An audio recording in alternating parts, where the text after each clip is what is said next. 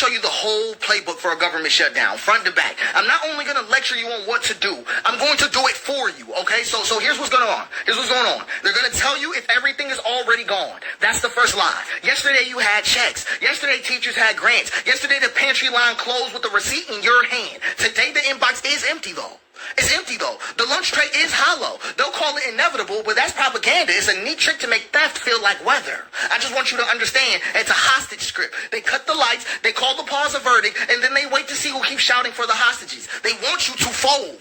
They want you to fold. They want you to remember less than you do. But this is how it works overall. This is the playbook. Stop funding, put people in the dark, tell camera crews who was broken all along, push that phrase until grief sounds like a fact, and then watch the despair do the rest. People stop fighting for what they think never existed.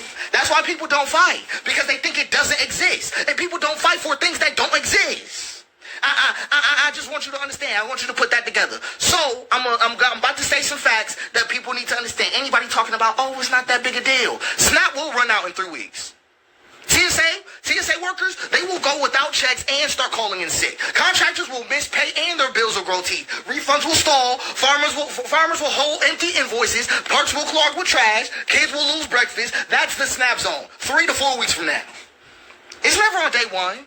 It's never on day one, but that's the day that the country stops pretending. They think they can hold the rope until you forget the name of the hand who pulled it. They're wrong. So I'm going to say the chooser, okay? This was not inevitable. They took it today. Anybody talking about it's not a big deal, I want you to understand. I want you to understand they're playing into it. That's all it is. That the martyrdom has been a problem recently, and they trying to get all their little moderates out of the section. So I need you to say it clearly. This was not inevitable.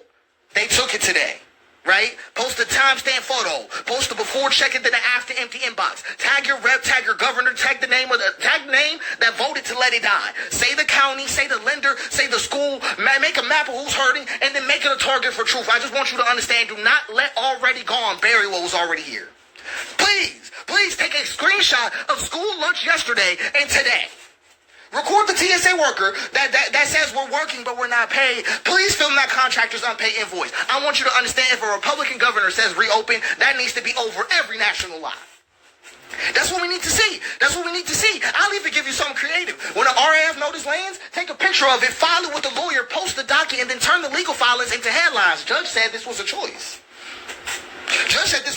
Because when the judge prints your truth, they hand you neutral language that you can repeat. I need you to understand they took it from you today.